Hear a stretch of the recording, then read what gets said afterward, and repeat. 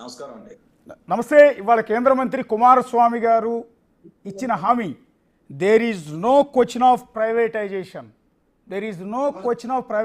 అన్న మాట విన్న తర్వాత మీ ఒపీనియన్ ఏంటి?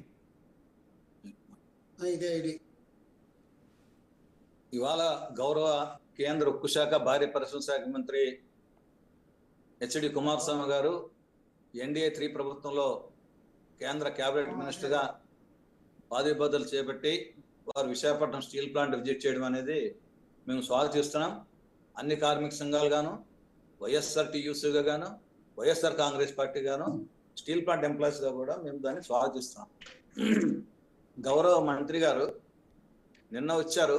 ఇవాళ ప్లాంట్లో అన్ని డిపార్ట్మెంట్స్ తిరిగిన తర్వాత అన్ని యూనియన్స్, అన్ని అసోసియేషన్స్ కలిపి వారు ఒక మీటింగ్ రివ్యూ చేసి వారు మాట్లాడడం జరిగింది. వారు మాట్లాడిన దాంట్లో క్లియర్ కట్గా ప్లాంట్ దేశానికి ఆర్థికంగా చాలా సహాయపడే కర్మాగారం, దీన్ని కాపాడుకుంటామని చెప్పారు.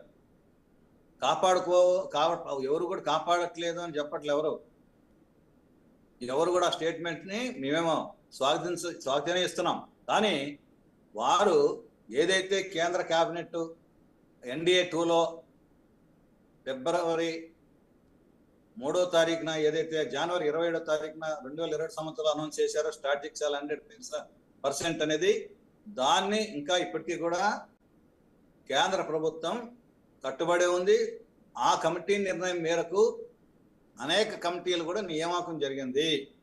ఆ కమిటీల నియామకంలో strategic advisory committee, legal advisory committee, SS advisory committee అనే కమిటీలు వేసి ఆ కమిటీలకి టైం బాండ్ పెట్టి వారికి కోట్ల రూపాయలు ఫీజులు చెల్లించి వారిని ఆ యొక్క దీనికి ఇచ్చేయడం జరిగింది.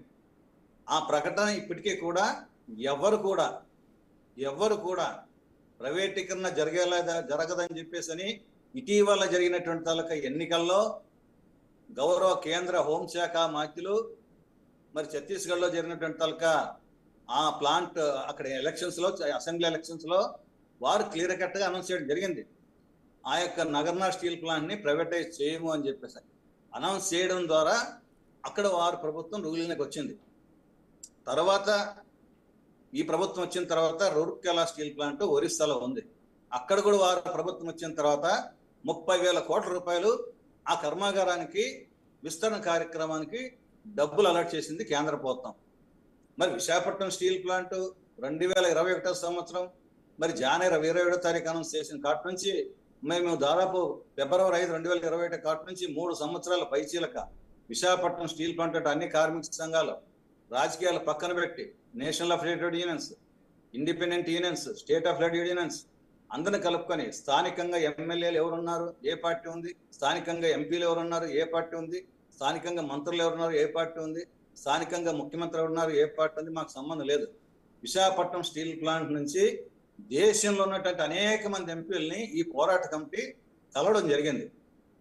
పార్లమెంట్లో కూడా చాలా విషయాల మీద చాలా పార్లమెంట్ సభ్యులు అనౌన్స్ చేయడం జరిగింది. ఒక్క మినిస్టరే ఆన్ ఫ్లోర్ పార్లమెంట్ కానీ, పార్లమెంట్ బయట కానీ ఒక్క స్టేట్మెంట్ విశాఖపట్నం స్టీల్ ప్లాంట్ ప్రైవేటీకరణ కాదు, ఇది కేంద్ర ప్రభుత్వంది, మేము దీన్ని కాపాడుతాము, ప్రైవేటీకరణ గురించి మీరు మర్చిపోండి అని చెప్పాల్సింది ఒకటి.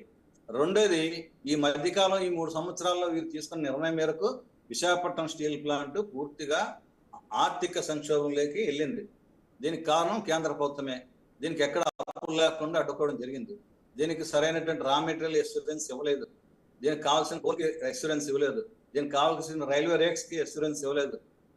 దీనికి కావాల్సినటువంటి అనేక విషయాలను మేము కేంద్ర ప్రభుత్వం దృష్టికి అనేక మార్లు తీసుకెళ్ళడం జరిగింది.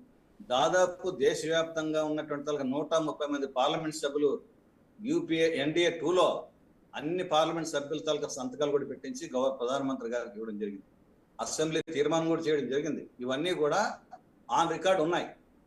ఇప్పుడైనా సరే మేమేం దానికి స్వాగతిస్తున్నాం. ఖచ్చితంగా ఇది ఆంధ్రుల హక్కు, రాజకీయాలతో సంబంధం లేదు. ఏ పార్టీ రూలింగ్లకు వచ్చినా, ఏ ఎమ్మెల్యే గెలిచినా, ఏ ఎంపీ గెలిచినా, ఏ ముఖ్యమంత్రి అయినా మాకు సంబంధం లేదు. విశాఖపట్నం స్టీల్ ప్లాంట్ అనేది ఆత్మ బలిదానాలతోనూ, పోరాటాలతోనూ, ప్రాణ త్యాగాలతో వచ్చింది. 32 యువకులు వాళ్ళ తాలూకా ఆత్మ బలిదానాన్ని చేశారు. అంటే మస్తానప్ గారు